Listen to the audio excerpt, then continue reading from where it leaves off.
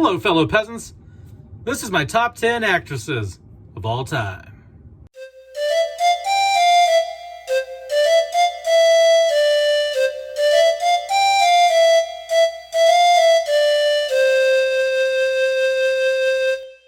Alright guys, so I just did a video on my top 10 actors of all time. Now this is top 10 actresses of all time. So if you haven't seen my top 10 actors video, go check it out right after this.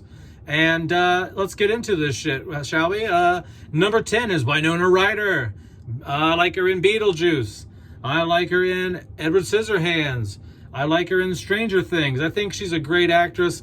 She's good at playing the kind of like weirdo goth thing, especially in the 90s, some of her 90s roles. She was a bit of a bad girl and dated Johnny Depp and shit in the 90s and had that edgy Doc Martin look. But yeah, I like her. I think she's cool. She's interesting. Never seen anything bad with her in it. So next, number 9, Margot Kidder. Yeah, Margot Kidder.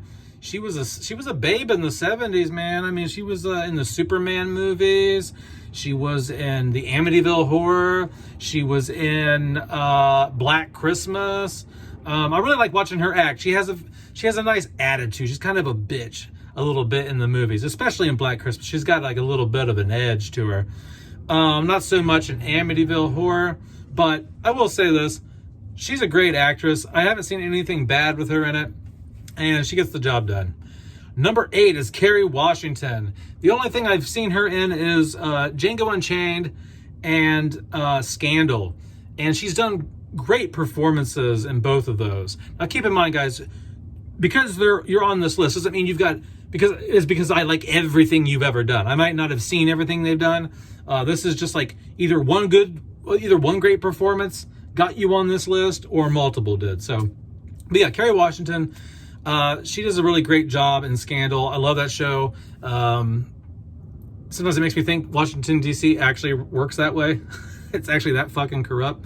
Yeah, she does great. Number 7 is Ana de Armas. She's kind of new to the game. I first saw her in Knives Out, and then I saw her in Dark Water with Ben Affleck, and I saw her in James Bond, No Time to Die, or whatever the fuck the last one was called. Great movies. She's a great actress. She has so far been in a lot of good films. I haven't seen her in a stinker yet. Now, the one might exist. Let me know down in the comments below if she's in a real piece of crap, but I haven't seen it yet. She's learned English really quick. She's from Cuba, and she came here, and she learned English really quick and started acting, and I think she's really impressive, honestly. Next, number 6 is Sarah Michelle Gellar. I mostly like watching Sarah Michelle Gellar in Cruel Intentions, I Know What You Did Last Summer, and Scream 2, and Buffy the Vampire Slayer. I think is she Oscar award worthy actress? No, but I think she's fun to watch. She has like a bit of an attitude. She has an edge to her. So I really like watching her perform. She always does a good job. And I like the selection of projects that she does. She's always does something interesting, in my opinion. Number 5, it's Catherine Winnick. Catherine Winnick.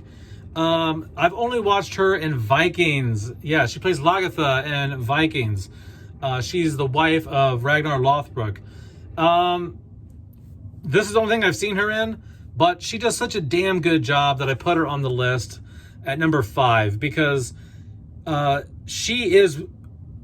Vikings is my second favorite show of all time, and she probably, in my mind, she carries a good portion of the series. Like you stay invested because she goes away for a while in some seasons, but you're still like, what's Lagertha up to? What's she doing? Like, she was so important and vital in those first several seasons that you carry even later down the road after they haven't shown her in a while. Like, what's going on with her? Like, you know, and so I just feel she gives a very strong performance. She carries that show just as much as some of the other supporting actors.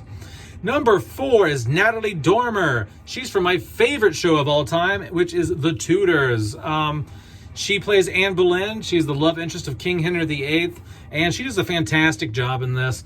You really believe that she is teasing the king and that she's very intelligent. She pulls off the role very well. This is the only thing I've ever seen her in. I know she's in Game of Thrones as well, but I've never seen Game of Thrones, so I can't vouch for her performance in that. But I will say she does a great job in The Tudors. Number 3 is Jodie Foster. That's right, Jodie Foster. What performance got her on this list? Well, 1, The Silence of the Lambs, because I don't really care much for the movie Flight Plan. I think it's okay. But the Flight Plan and Silence of the Lambs are the only 2 movies I've ever seen with Jodie Foster. I know some people are like, motherfucker, ain't you ever watched Panic Room? Like, no, I never watched Panic Room. Anyway, her performance as Clarice Starling is really good. Between the accent, just the small facial tics, you really believe she's that character. You really believe she's that person. And she carries the weight of that film on her shoulder far more than Anthony Hopkins does with Hannibal Lecter, in my opinion. She's far more interesting than Hannibal Lecter is. But yeah, I like Jodie Foster. Number 2 is my favorite Scream Queen of all time, not Jamie Lee Curtis. I don't like Jamie Lee Curtis. Neve Campbell. She is my favorite Scream Queen, Final Girl. That's right. What have I seen her in? Well, only the Scream movies. But I really like her performances in the Scream films. Mostly the first 3 films. I'm not a big fan of 4 and 5. But I just like how badass she is. She's a badass chick in these movies, man. She's cussing at the killer. She's beating the killer's ass. She's not taking his shit just like all the other final girls do. A lot of them run or they're terrified, but she'll kick them in the balls. She'll cuss them out over the phone. She gets tired of their shit, real quick. And I like that. She's feisty.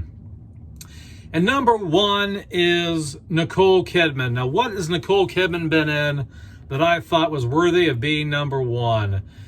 Well, 2 things. Maybe 3. Mostly Eyes Wide Shut. I like her performance in Eyes Wide Shut. A lot of people think it sucks. And at first I thought it sucked too. But then when I really think about it more, I'm like, no, it works with the whole dream-like state that the film's supposed to be in and the environment, the world that Eyes Wide Shut is building. I also like her in The Northman. I think her performance in The Northman, how even though she had a short period, a short bit in that film, I think she did a good job with that. And then The Others. The Others is a really good film with a twist at the end. I'm not going to tell you what it is, but you can probably guess. If you haven't seen the film by now, go check it out. It's pretty good. But that's it, guys. That is my top 10 actresses of all time. Thank you for watching. Let me know down in the comments below who your favorite actress is of all time. All right, peasants. Peace out. Bye-bye.